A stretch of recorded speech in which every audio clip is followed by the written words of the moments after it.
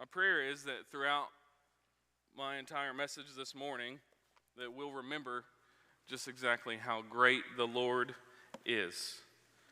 We're going to be in Numbers chapter 13, and then spilling over into chapter 14 this morning. But before we jump into our passage together, I do have another announcement to make that probably maybe more appropriately would have fit in the announcement time earlier, but I want to make sure that we had everybody in the room, make sure that I have your attention, just so that you know things that are going on here in the life of the church here at Beaver Dam, and just the things the decisions that are being made and how they're being made and what's coming next. Because lots of you have already expressed to me and the other pastors on staff and others here in the church, what should we expect? What's coming next?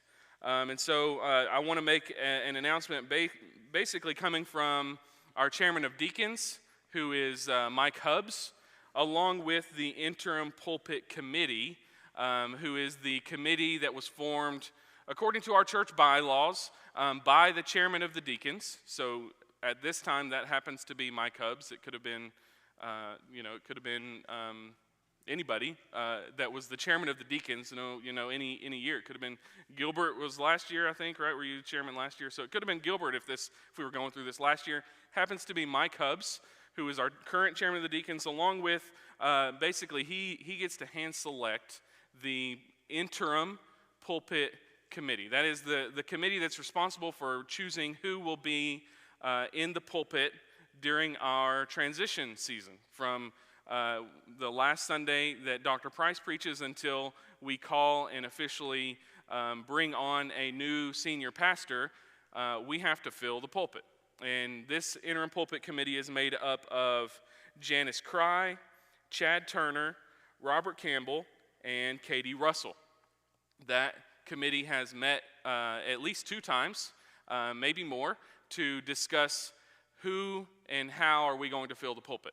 So they, on the recommendation of, of Dr. Price, sought after Dr. Robert Brown. I think maybe some of us know him as Bob Brown, Robert Brown, and they talked with him and officially extended the opportunity and offer for him to be our interim pastor beginning Sunday, November 17th. So Dr. Robert Brown will officially become our interim pastor beginning Sunday, November 17th. He will preach on Sunday mornings as well as lead the adult Bible study in the fellowship hall on Wednesday nights. And he will have no office hours or counseling time here at the church. He is our interim pastor for the sake of filling the pulpit. So he will be preaching Sundays and Wednesdays beginning Sunday, November 17th. Now you may be thinking, well, there's a few Sundays between now and then. So just so you're up to speed and aware of what's going on, obviously I'm preaching this morning. Our student and missions pastor, Jake Honeycutt, will be preaching next Sunday morning. And then, as you know, November 3rd will be that following Sunday after Jake preaches next week. November 3rd, Dr. Price will be back for that joined service that we talked about at 11 a.m. for his final Sunday here. And then November 10th, the Sunday after that, our family pastor, Scott Hood, will be preaching that morning, which will get us to the point of Dr. Brown being here on the 17th. So I just wanted to make sure that you're aware and fully informed, because we want to make sure that you guys know what's going on, because we are in a weird time. It is a time of transition, and like I said, there's lots of questions. What's happening? What's going on? What happens next? And so all of this information is going to be sent out in an email, church-wide email to everyone who has ever turned in their email to us here at Beaver Dam. We'll get an email tomorrow explaining everything that I just said and then some more details as well, for you to be aware and informed of the things coming and as we continue to move ahead and move forward as a church. And like I said, we're heading into mostly uncharted waters and mostly unknown waters for many of us, right? And I actually wanted to do a quick exercise this morning. Not that we're going to work out, but that I want to see how many of you, by show of hands, were here at Beaver Dam the last time we went through a senior pastor transition and change. How many of you were here? Raise your hand if you were here when Beaver Dam last. And so you see around the room, like there's a good number of those folks, but it may be about half. And that's not to say anything other than we are in a territory, an area as a church. We're in a time frame as a church that is new, is uncommon, and we've got to figure out, okay, what's next. And that's part of what the Interim Pulpit Committee has already done, and what we will continue to inform you of as we move forward. And actually, that's what I want to preach on this morning. So Dr. Price had asked me about a month and a half ago to preach this Sunday, this morning, October 20th. And at that time, I did not know that we would be in the midst of a senior pastor transition as we are. I did not know that, according to the initially released schedule, that last Sunday was supposed to have been Dr. Price's last Sunday. And I did not know that I would be preparing for the first Sunday after he was gone. And that is not the case anymore. As I mentioned earlier, he'll be back November 3rd. But I decided, once I found out that information, I need to speak on these things because honestly, my personality is one that would tend to not address situations like ours directly and head on. However, I think that for the sake of the unity of this body, that's probably the best approach, is for us to address things that are uncertain, that are maybe a little difficult, that are, all of the things that our current climate is here at Beaver Dam. I wanted just to address it and look at how we, the members here at Beaver Dam, can and should respond biblically. And so my hope is, as we read in Numbers 13 and 14 this morning, that we will see an example set for us, a bad example for us not to follow, as well as a good example for us to follow, on how we can corporately, collectively respond to change and the crossroads that we're at right now. Not Hall's crossroads, but the crossroads of the life of our church, that we are moving forward in a way that we've got a lot of things that we need to be together on the same page on, and one of those things is the truth of Scripture, which we will be looking at again in Numbers 13 and 14. So I'm going to start in Numbers 13, verse 25, and I'm just going to read the entire passage that I'll be covering this morning. I'm going to read it all the way to Numbers 14, verse 11, and then we'll kind of slowly walk back through it, and I'll pick at some things and point out some things for us to cling to for our personal lives and in the life of our church. So Numbers chapter 13, starting in verse 25, says, "At the end of 40 days, they returned from spying out the land." Now, this passage that I'm reading is the passage in which Moses has selected spies to go into the promised land, right? They're kind of at the border, the southern border of the promised land here, the whole nation of Israel. Moses leading them, again, out of Egypt. He's leading them to the promised land. They're at the southern border, and the spies were sent out, and that was earlier in Numbers 13. And now here, it's at the end of 40 days, they've returned from spying out the land. Verse 26, "And they came to Moses and Aaron and to all the congregation of the people of Israel in the wilderness of Paran at Kadesh, and they brought back word to them and to all the congregation and showed them the fruit of the land." Verse 27 says, "And they told him, 'We came to the land to which you sent us. It flows with milk and honey, and this is its fruit.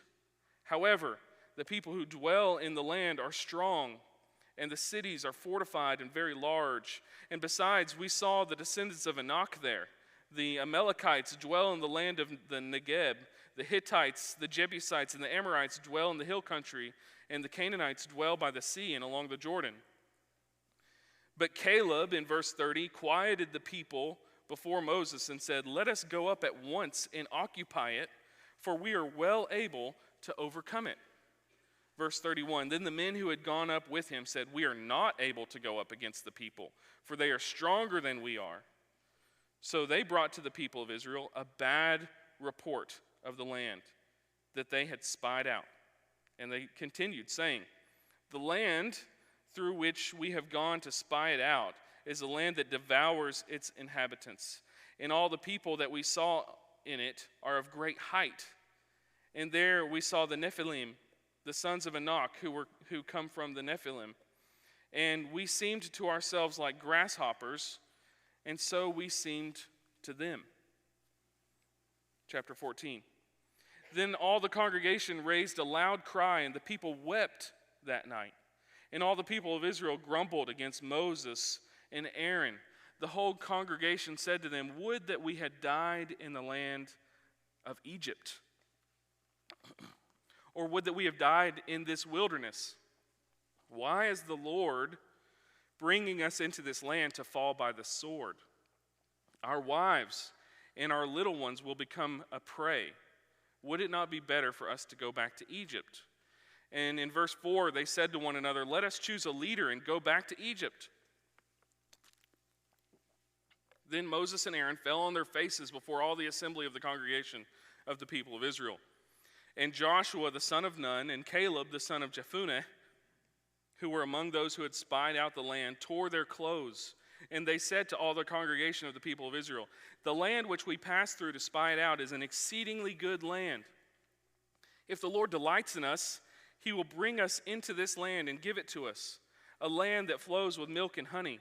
Only do not rebel against the Lord, and do not fear the people of the land, for they are bread for us. Their protection is removed from them, and the Lord is with us. Do not fear them." Then all the congregation said to stone them with stones. But the glory of the Lord appeared at the tent of the meeting of all the people of Israel.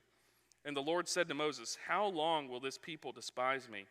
And how long will they not believe in me in spite of all the signs that I have done among them?" So that's our passage that we're going to be looking at this morning. It's a long one, and so we're going to just kind of walk through verse by verse generally, looking at very important parts of this narrative, this story, this historical account, for us to be able to glean some wisdom and hopefully some guidance for us as we move forward into a time of change and transition for our church, but also just some things that we can learn and hopefully apply to our lives personally as we strive to pursue and follow the Lord and glorify Him in our personal lives. So going all the way back to Numbers 13:25, those first few verses, basically just the first three verses, 25, 26, and 27, we see just generally the information being shared at the front end that the spies had gone out, and now they've come back to share this information. The spies, back in Numbers chapter 13, verse 20, so just a few verses earlier, Moses gave them instructions. And he said, "Let us know and be of good courage and bring back some fruit from the land." He said, "Go and look at the land and tell us if it's good, but bring back some fruit." Which kind of seems like a funny piece of instruction. Sorry, my kids gave me some nastiness. But we see here that that Moses has sent out these spies, and he said, "And make sure you bring something back so we can see how good the land is." And so then we come back to verse 25, and it says after 40 days, they had spent 40 days walking through the land, and really they went through all of it because they give reports of where all of the different people groups are living. They walk through all of the promised land. And when they come back, they gather Moses and Aaron, and they gather all of the Israelites that can gather together in this congregation for them to give their report.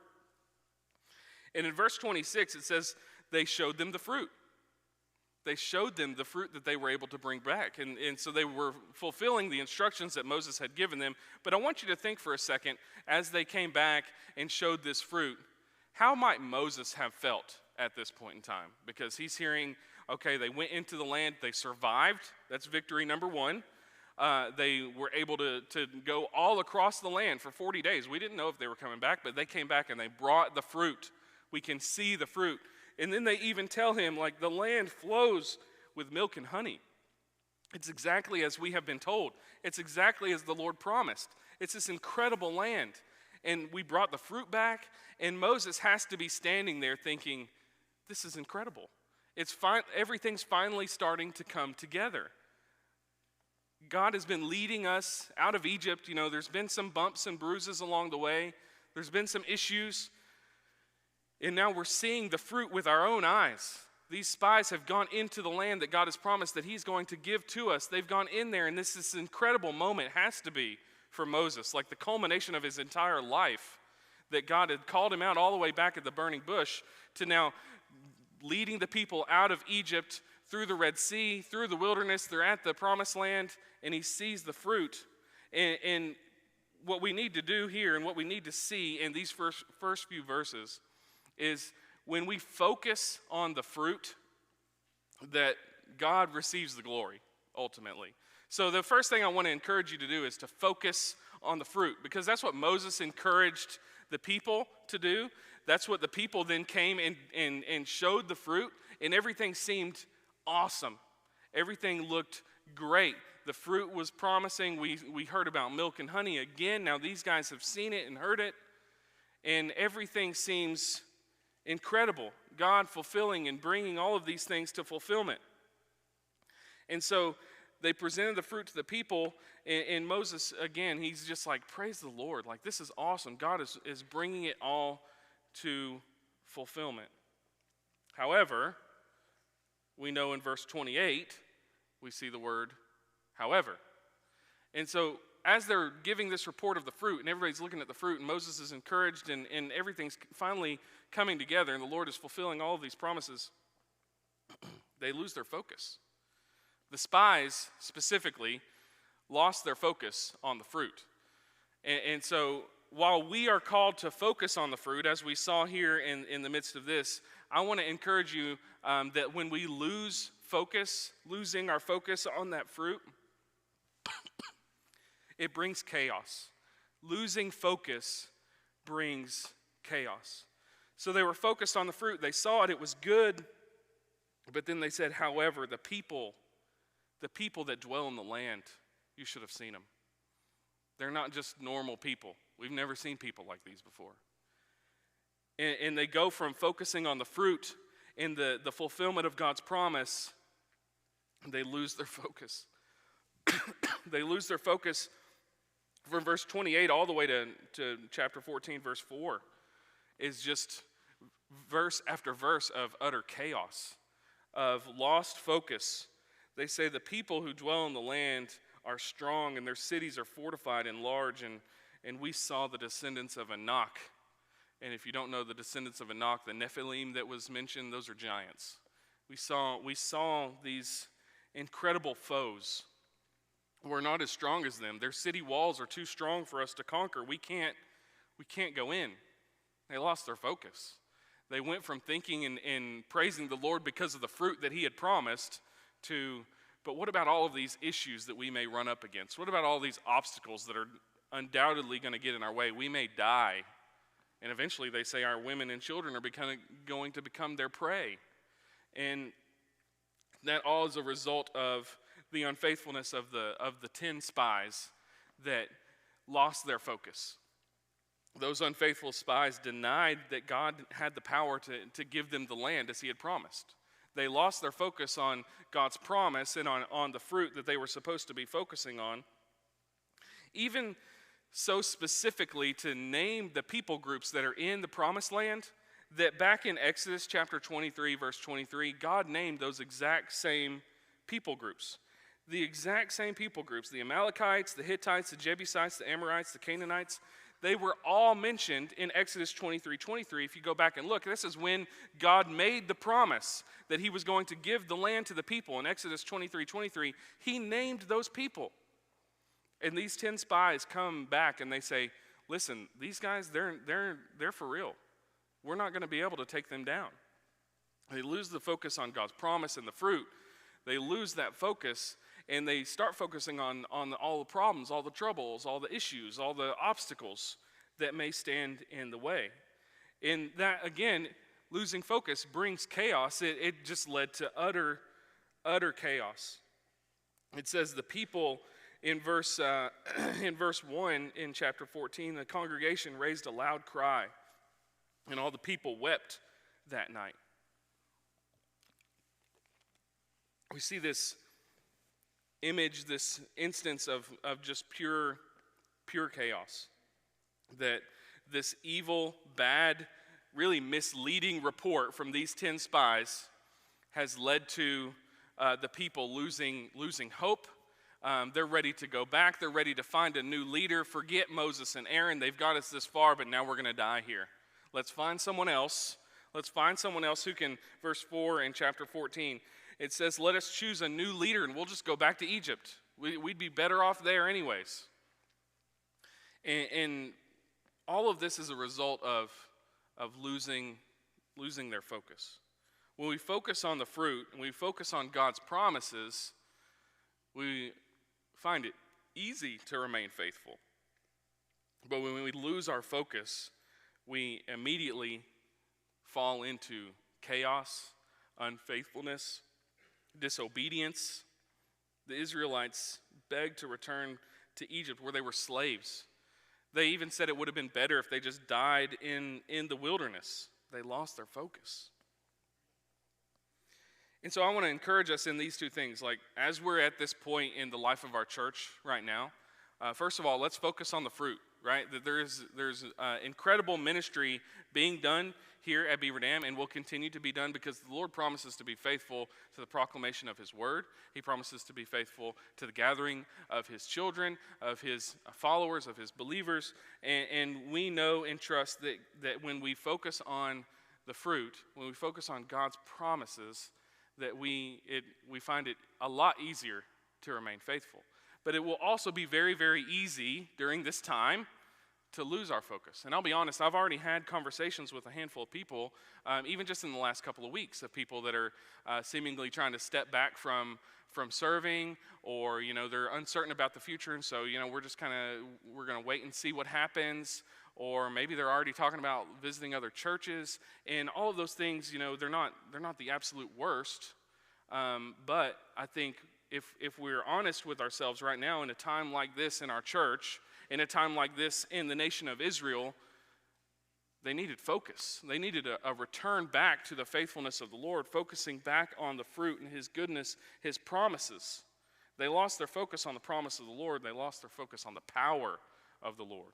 Do we trust in God's power that He will still bring about good works and the salvation of the lost and families growing together in Christ as they worship Him with one another? And these are all things that will continue to happen here, right? That even in the midst of so much unknown, uncertainty, transition, change, God is still good.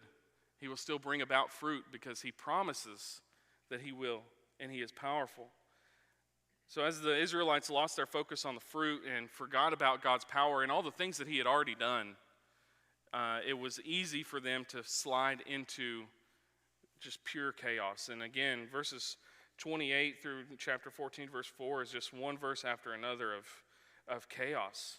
And even going back to verse 32, you look at the report. It says in verse 32 that the men who had gone up, that they brought to the people a bad report. Other translations call it an evil report, or a misleading report. Basically, they were trying to double down and say, like, no, Caleb just said that we can go and take it, but I'm telling you, these people were huge. And honestly, there's an argument to be made that the Nephilim that they mentioned, that the descendants of Enoch, there's an argument to be made that they had been wiped out in the flood, that those people didn't even exist anymore. And they're talking like, we saw these guys, we were like grasshoppers, and they're making mountains out of molehills, basically, is what's happening. They're misleading the people in order to make sure that their word is heard. And we don't know, other than their fear and unbelief in the Lord, we don't really know why they would potentially make up and mislead these things. But there's reason for us to question everything in their report. There's reason for us to question any and all of those things. Like, does the land devour its inhabitants? Like, wait a minute, you just said it flows with milk and honey. You brought us the fruit, but it's devouring its inhabitants? How does that make sense? Is that true? The people were of great height. Like, are you sure? Did you actually see the sons of Anak? In all of this is just misleading. Again, it's chaos. It's losing sight of the fruit that God has set before us, his incredible promise that he has made, and descending into unbelief, unfaithfulness, chaos, and sin. That's what it is a lack of trust and belief in the Lord and falling away from the promises that he has made, which we know ultimately, actually a few verses later, this is when God tells Moses, like, none of this generation that doesn't believe in me, none of them are going to get to go in. Like, you're there, you're ready to go in, it's time for you to go in, but because of this generation's going to completely miss out. They can't trust in me. I've shown them sign after sign after sign, and it's actually a moment where Moses has to kind of step in and intercede for the people, and he says, "No, wait a minute, Lord," like, because God says, "I'm going to strike them down. I'm just going to wipe out the whole tribe now," and Moses has to intercede for the people and say, "Don't do that." But God sticks to his guns in the fact that he will not let this generation. That's when they wander in the wilderness for decades before they get to go in, even though they're there and they're ready to go in now. They just sent in a group of spies to go see it. They can go in at this point in time, but because they didn't believe in the Lord, because they lost their focus, led into chaos, unfaithfulness.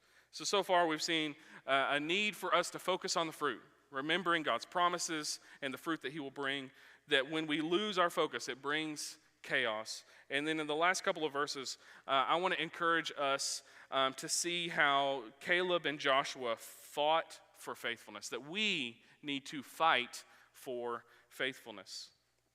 So verses 5 through 9. It says, Moses and Aaron fell on their faces before the assembly, and then finally we hear Joshua and Caleb speak up again, right? Caleb spoke up in verse 30. He quieted the people and he said, "Let us go up at once and occupy it, for we are able to overcome it." And that's when the other spies misleadingly doubled down and said, "No, we cannot do that." But then we see in verse 5, 14:5, that and 6, that Joshua and Caleb, Moses and Aaron finally respond to this misleading, this unfaithful report, and say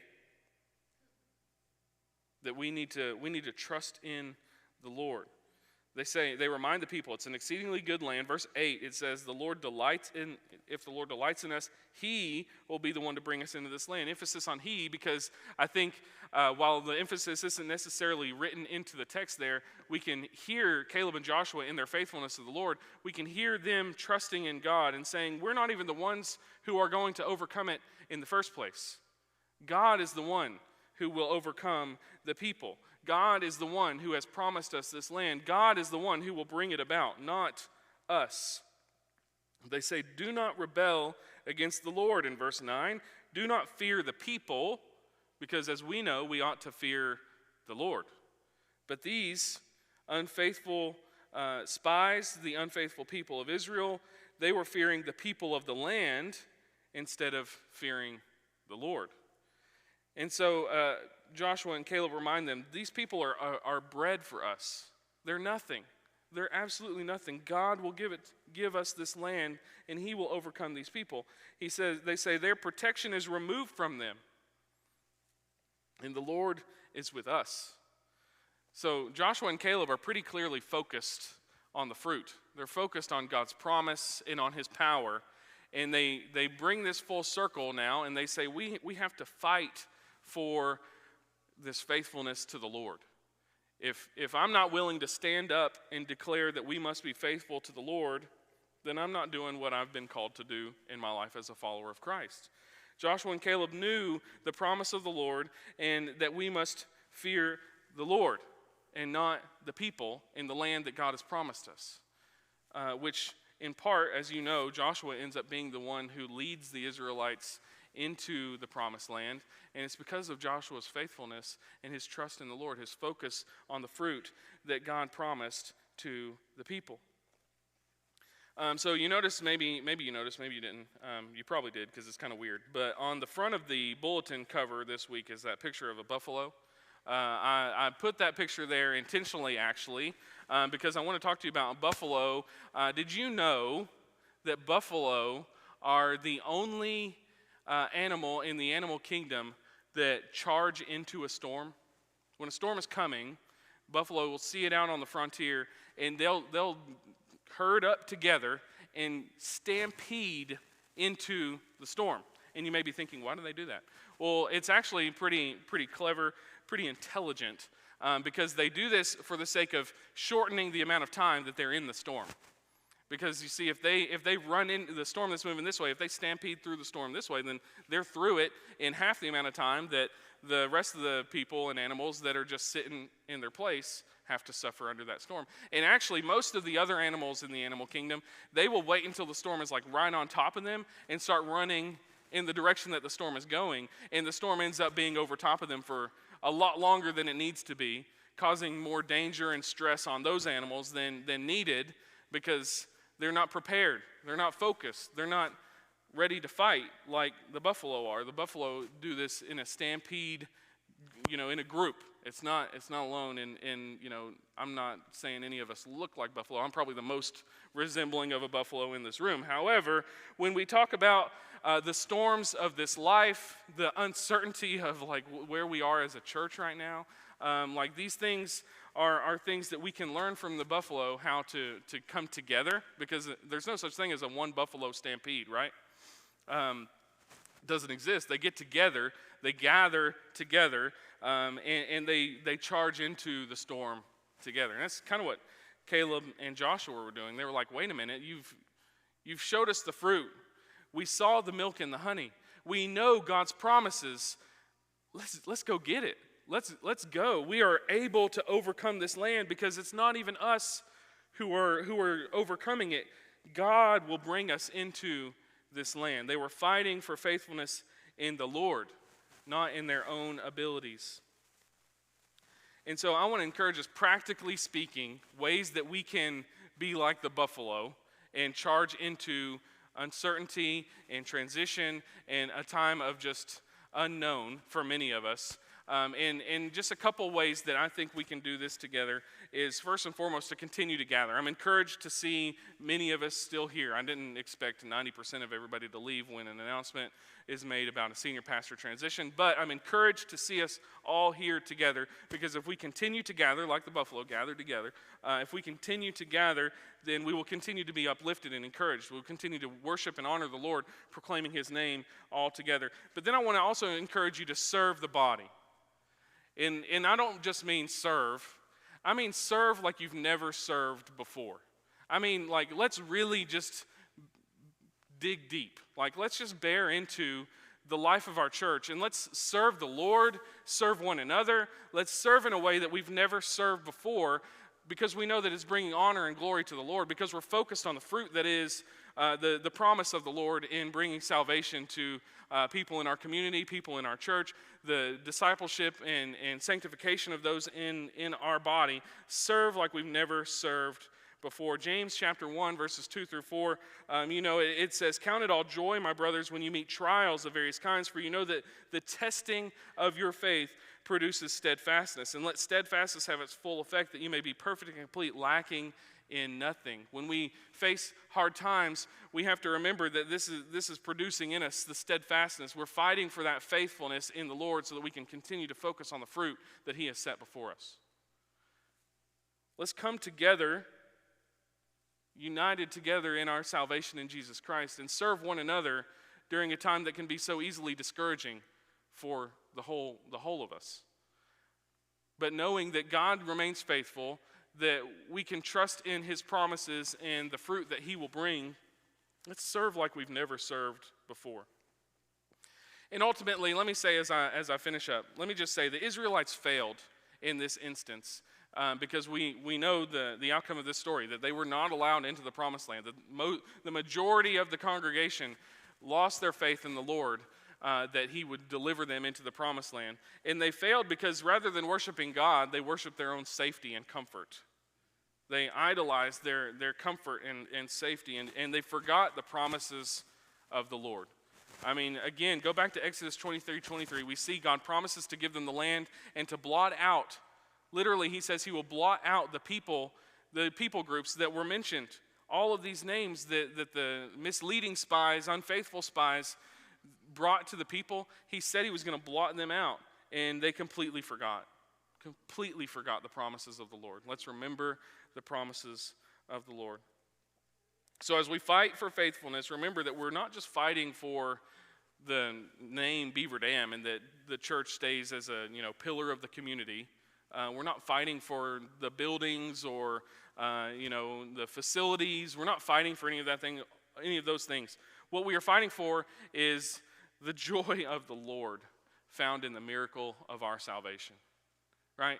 We're fighting together because God has gifted us with this incredible gift of our salvation.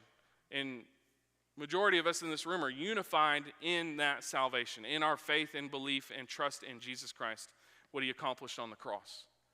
So forget what I've said this morning because of what I've said. Remember that your salvation produces joy in you that will lead you to fight for the goodness of the Lord, despite me or this building or the community or anyone else, but for the glory, for the honor of the Lord, right? I just want to read and then I'll pray. Matthew 13, verse 44, Jesus said, "The kingdom of the Lord is like treasure hidden in a field, which a man found and covered up. Then in his joy, he goes and sells all that he has and buys that field." In his joy, he sold everything and bought the field so that he could have the treasure that is the kingdom of heaven. Do we have that joy? Are we fighting for the joy of our salvation, faithfulness in the Lord, remembering the fruit and his promise, his power? Or will we be like those unfaithful spies and focus on the problems, the obstacles, the uncertainties, and cower and fear people and problems rather than fearing the Lord, pursuing his glory and honor together? Let me pray.